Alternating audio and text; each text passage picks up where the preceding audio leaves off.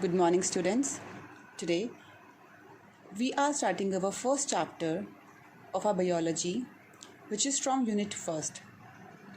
In our book of Class 11, we have overall 5 units, and the first unit is Diversity in Living World, into which we are going to study about the first chapter, which is called as the Living World. The Living World.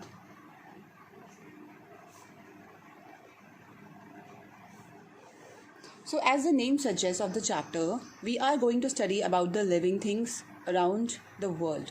So, it's very easy for us to identify between a living and a non-living thing, because we have some characteristics into which we can easily differentiate between living things and non-living things, such as we know that living things respire, living things reproduce, living things are born, living things also die, they excrete. And if we compare them with the non-living things, then we know that non-living things does not perform any of these functions. So it's very easy for us to characterize the living things and non-living things. Some of the basic features of living thing are like, we know that living things have certain things. They have cellular organization, they have movement, and they have body growth. So we will first study about some characteristics which living things have in them. Okay, so first we'll start with characters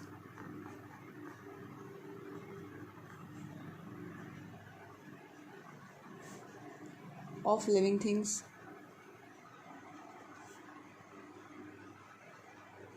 So these are the basic things which you have been studied from your previous classes also, but because since we are doing this chapter, so I want to little revise your all things which we have done. So when we say about plants, animals and microorganisms, they all are living, and we can say that if a thing is non-living, that they don't show any movement, they don't respire and all.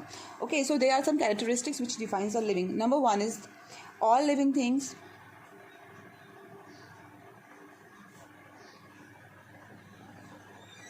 are made up of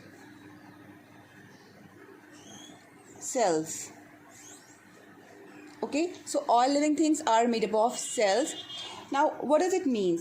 We know that the cell is a basic functional and structural unit of life, and all the living organisms that are made up of cell, they can perform all that functions by their own, because a single cell is also called as living because it can live on its own. Like an amoeba is a single cellular organism and it lives on its own. It performs all the life functions on its own. Like it also engulfs the food, it digests the food, then it absorbs the food, then also it excretes the food. Also amoeba respire also, and it divides, it reproduces. So a single cell organism which is made up of single cell also perform all the life function, and we are multicellular organisms, so we also perform all the life functions. So like we are multicellular human beings, dogs and trees and all are multicellular, and amoeba, bacteria, they are single cellular organism.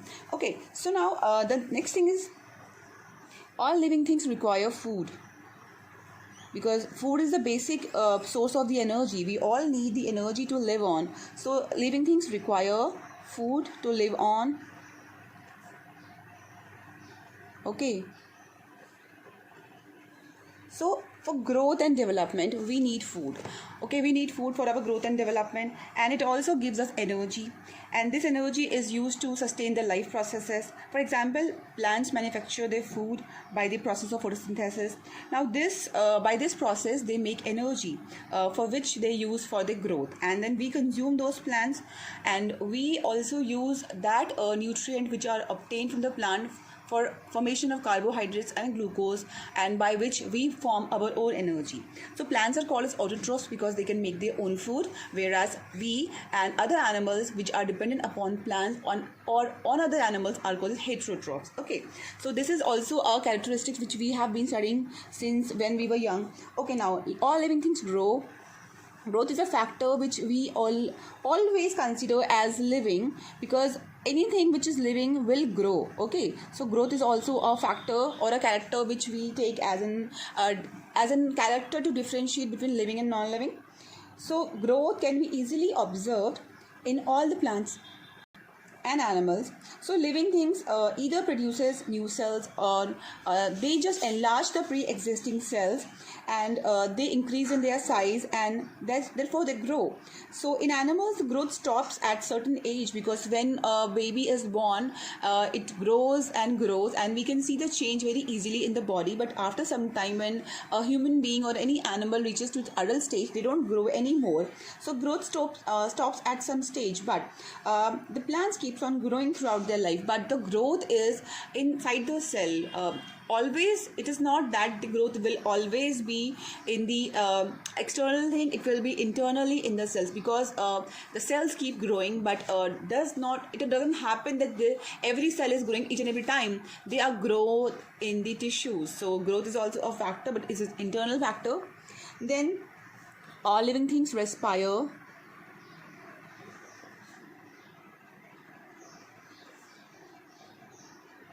So all the living things respire as plants respire. Respiration is a process which includes breathing, we know that, and the movement of air in the body, and the movement of the air in the body, it's called as breathing, we know that. For example, like animal such as earthworm, they breathe through their skin, and fishes uses their gills for breathing. Plants exchange their gases through the tiny pores called stomata, which are present mainly on the surface of the leaves.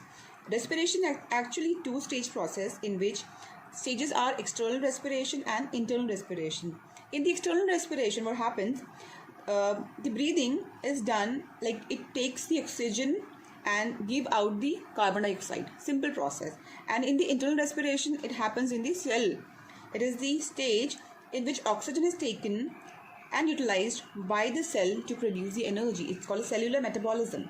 Okay, so this is also a thing which all the living organism does. A table, a chair, a copy, a notebook or pencil will not respire, so they are not living. So these are the characteristics. Then the next is all living things respond to stimuli. All living things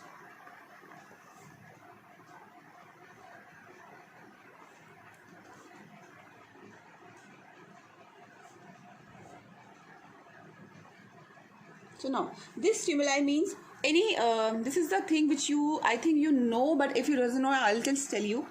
Stimuli means any certain change. I will write down on here, stimulus or stimuli. Okay, so stimuli is any certain change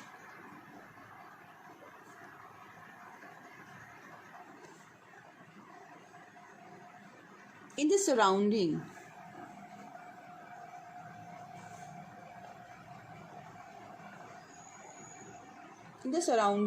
That cause an organism to respond to them. Okay, there's any change which is not in the surrounding at present, and suddenly there is a change in the environment, and then the organism which are living, obviously they will respond to the to that change, a sudden change, that is called as a stimuli. So example, we would have seen a touch-me-not plant which is called as Mimosa pudica. So touch-me-not plant,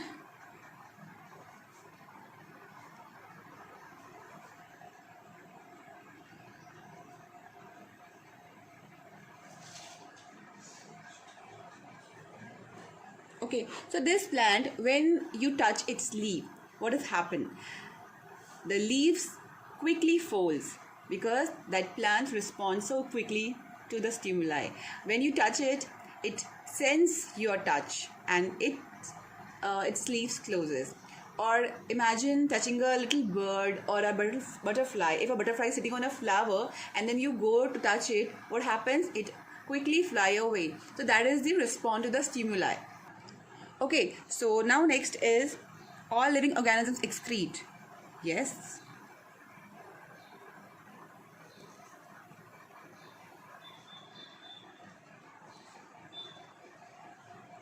So excretion is a part of is the process, the food in which we eat, generally it get digested, and after the digestion the remaining unused food which is not absorbed by the body, which is not useful for us anymore, it is removed from the body. Okay, so that process of getting out of the rid of the waste material from the body is known as excretion. So this process occurs in both plants and animals. In animals, waste products such as urea and other things are excreted by the body, by the plant's body, in the form of extra water, like they transpire also, and they release the CO2 gas, and also sometimes they produces the raisins. And in human beings, the excretion is very common. Okay, so excretion is also a character which is only shown by the living organism. Okay, so next is all living things reproduce.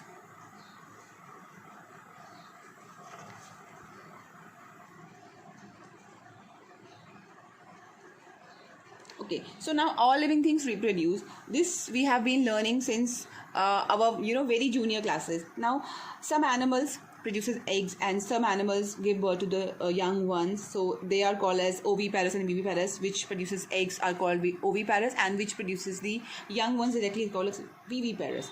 So now this is a process which is done by all the organisms. Even the single cellular organisms also do reproduce. Bacteria reproduces, algae reproduces, amoeba reproduces, fishes reproduces, human beings reproduces. So this is a process which is done by all the living organisms. And then the next is the living organisms show movement. All living organisms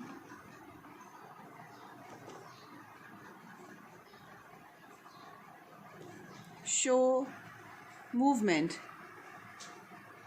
Okay, so everything is mobile, like they can move from one place to the another. Every living organism can change their space. So now have you ever wondered how plants move? Plants do not move from their place, but they can show their movement by as they grow, their branches grow up, so they are moving. If you place a plant in a room, dark room, and then you just open a window there, so what will happen? The branches of the plant, the leaves of the plant will tend to move towards the light. So it is like moving on its own, because they are planted at one particular place, so they cannot move from them because they don't have motile organs. So but they somehow try to move from their place to the place where they get more sunlight. So yes, plants also show movement. Human beings have the locomotory organs, animals have the locomotory organs, so they can move on their own. Okay, so this is also criteria. Now all these criteria which we are learning can be, now I will tell you about these, that they cannot be used as a fixed criteria or characteristics of a living things, because if we will read in detail, we will know that somehow sometimes they get fail. Okay, so we will be doing that. So now one more is left, like all the living organisms have a lifespan, because all the living organisms are born, so they will die one day. Okay, so next is 9th, the last is left. All living organisms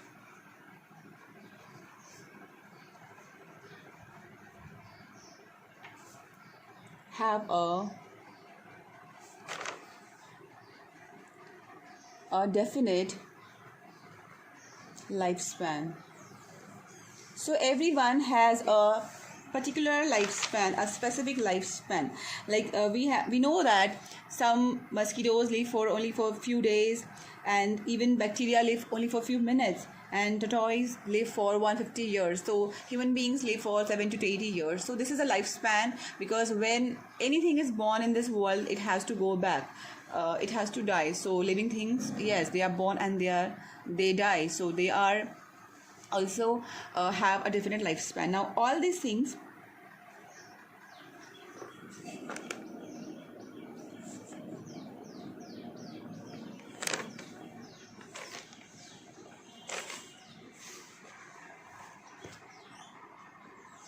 which we have been studying as in the characteristics to differentiate living and non-living things can also now cannot hold true. Like I'm going to tell you that living things show some characters. Okay, so which is the energy utilization, regulation of the homeostasis. Homeostasis means to maintain the normal fluid and all structure of a cell.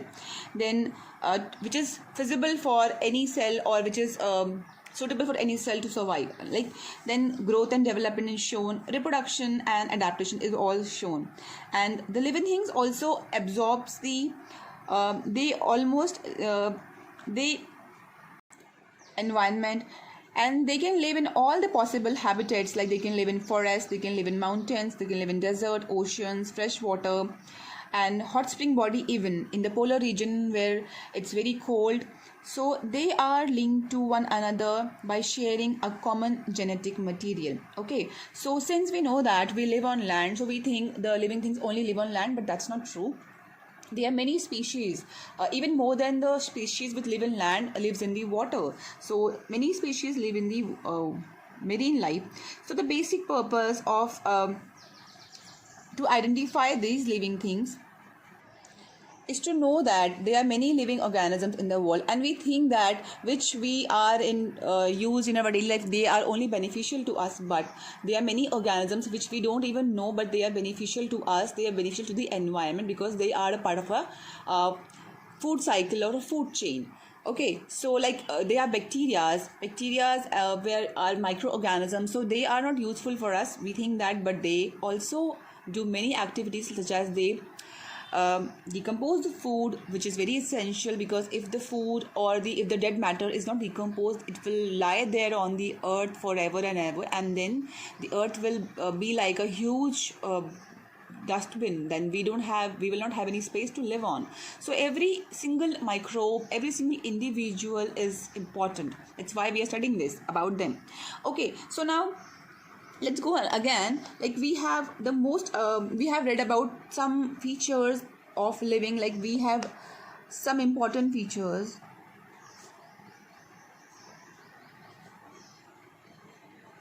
that defines living. Okay, which we have already done, but again I am discussing to you. Is number one was growth. Okay, so as growth is very important factor, if it actually growth, what is growth? It is the increase in number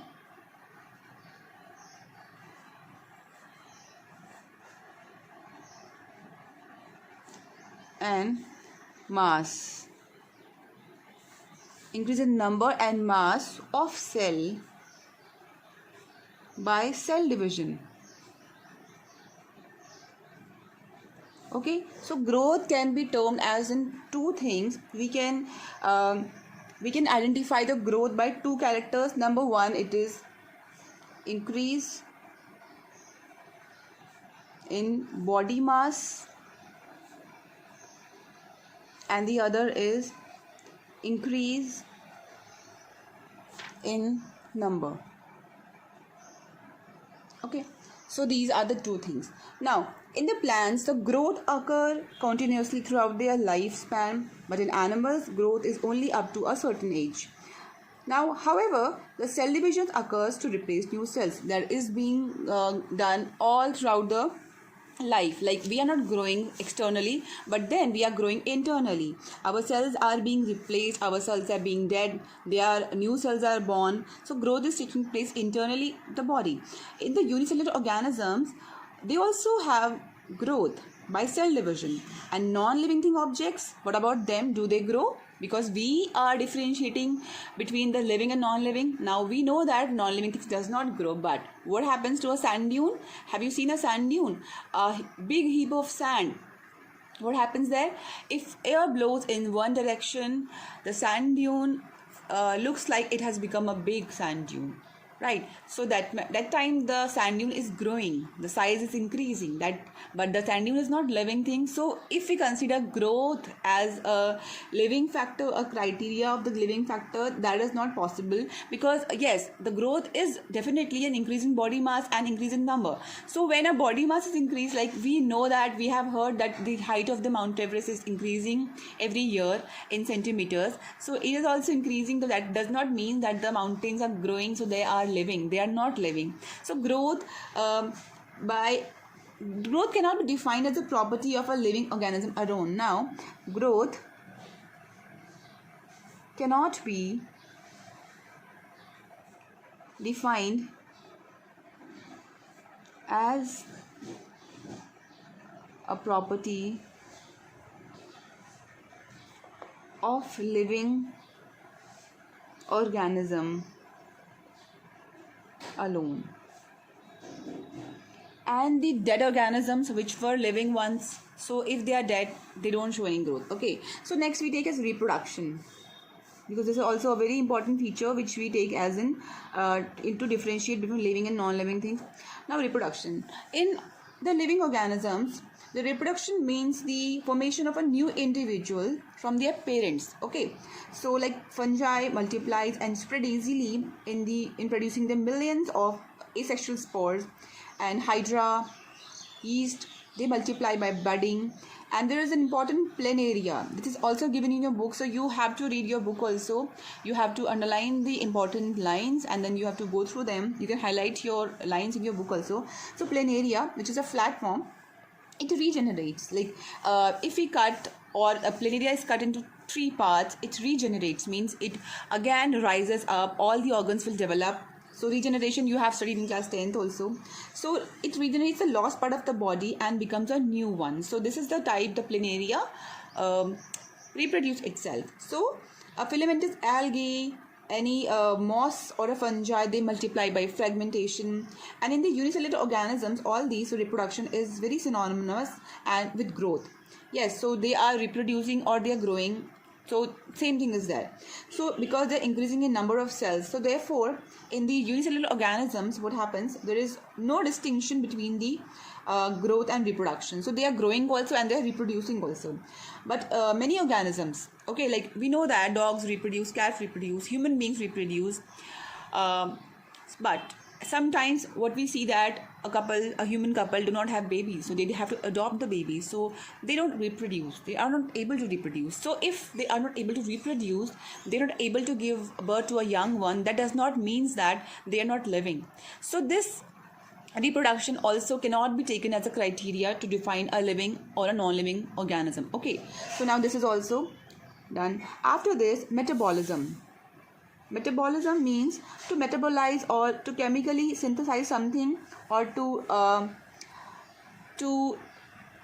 make a simpler form of something from something. Metabolism. So this is it takes a variety of biochemical changes which are constantly occurring in a living organism, which leads to a formation of a new chemical. Okay, so like the plants make their food by the process of photosynthesis, so that process is also called as the metabolism, because something is made, there is a chemical change going on and something is made.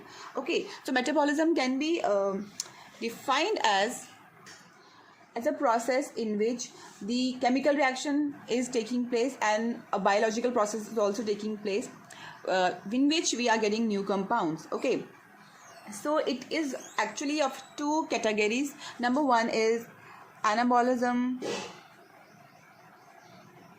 and catabolism. Okay, so anabolism is what, when synthesis of a compound is done, like photosynthesis, something is done, something is made, something big is made. Okay, and the other is when there is a breakdown. Catabolism means to break down of any compound, such as respiration. Any compound, respiration. In the respiration, what happens? The glucose is break down into the energy, into CO2 and water vapors. Okay, so it becomes small. So like we eat food, the food is absorbed in our body in the form of carbohydrates. So from the carbohydrates, it is then absorbed by the body, and it is become in a simpler form, like it is turned to glucose. So that is called as catabolism. And then from the glucose again, if you don't use that energy, we are lying down somewhere, we are not working for it, so the glucose will turn into glycogen. That process is called as anabolism. Okay, it's like carbohydrates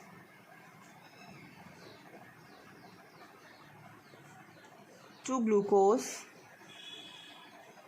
is called as catabolism, and then glucose to glycogen is anabolism. Okay. Okay, so then this will be stored in a liver. Now, so since the metabolism is a very important process which all the living organisms do, but this also cannot be taken as an defining property of a living organism, because we have seen in many in vitro conditions. In vitro means any chemical reaction which is taking place outside in living organisms, like a formation of a baby outside a human body in a test tube. So that is called the in vitro condition when we are doing any culture in the test tubes in the laboratory. So that time, that process is not taking under any living organism. So that is an in vitro condition. So in the in vitro there is a chemical change going on, okay, but that is not a metabolism actually. So it is a metabolism, but that does not mean that all the living organisms will undergo this metabolism. Sometimes a non-living are also doing that. So this is also cannot be taken as a single criteria to define living and non-living. So next comes the cellular organization. Cellular organization.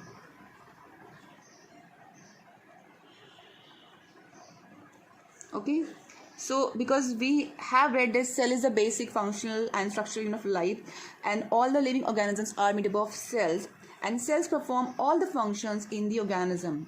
So non-living things do not have any cellular organization.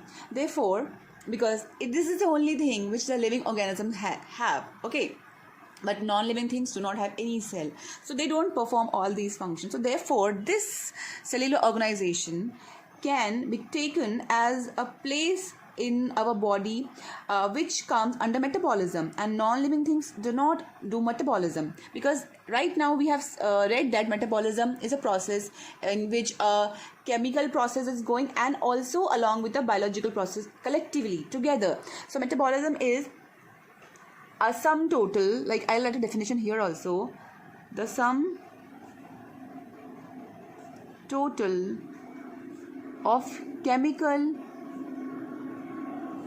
reaction involved biological and chemical both collectively. So this is so in the chemistry also we do many reactions. So we will say if there is a chemical reaction going on, it is a metabolism. No, so it has to be biological and chemical both, and it takes place inside a living body. But sometimes we do these reactions in a test tubes, like I told you. So that means that time it is a non-living thing, but it is also going through a process of metabolism. So that does not define a living thing. That means test tube is not living.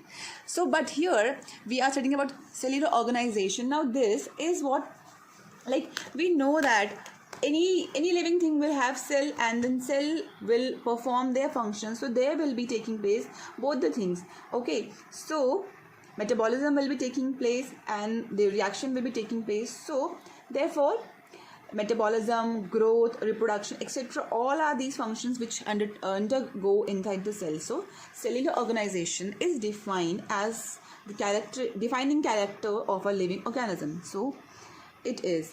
So out of all these, only cellular organization is a defining character, defining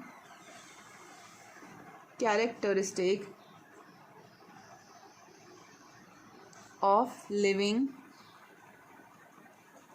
organism. Okay, so this is now only one we have read till now, that it is the cellular organization. Now next is the last one. It is consciousness or response to the external stimuli. Okay, response to external stimuli or consciousness, if someone is conscious or not. Okay, so now one of the complex feature of a living thing is the potential of the environment or surrounding, and they respond to the environment stimuli. So the awareness of one's environment, that we are in any environment, actions and intentions is called as consciousness. So it is present in all the living organisms. Human beings sense the environment through their sense organs, and plants respond to the external factor like light, temperature, water, pollution, and other organisms, etc. Okay, so in both plants and animals, photoperiod, like a duration of light, so it affects the reproduction. Okay, so they can sense that. So therefore all the organisms are aware of their surroundings. Okay, they are conscious of their surroundings. So it is a defining property of an organisms. And the humans are the only human beings are the only organisms having self-consciousness. Okay, that means they are aware of themselves, that they are in this world.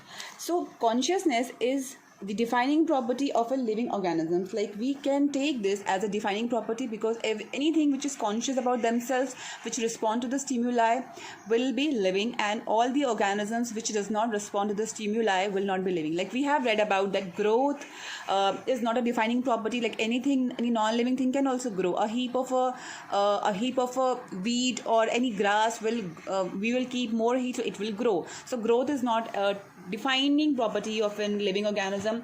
Also, the reproduction is also not a defining property of a living organism, because sometimes the animals and the human beings cannot reproduce. So that does not mean that they are not living.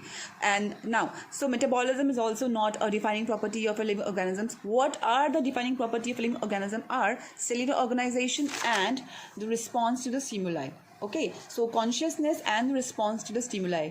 But again, there is a little confusion is this also, but that any person who is not well, who is sick, who is sleeping, or who is in the coma, then that time they don't respond. Okay, like if a person is sleeping, they will not talk to us, but still if we will put a water to them, they will respond. Okay, but what about patient in a coma? So a person is in coma will not be able to respond at all. So that means it's a living or not, it's a big question. So now this ends the lecture video of today. So in the next lecture video, we will be reading about the diversity in the living organism, this same, and we will be learning about the taxonomy. Okay, so till then, take care and do your work.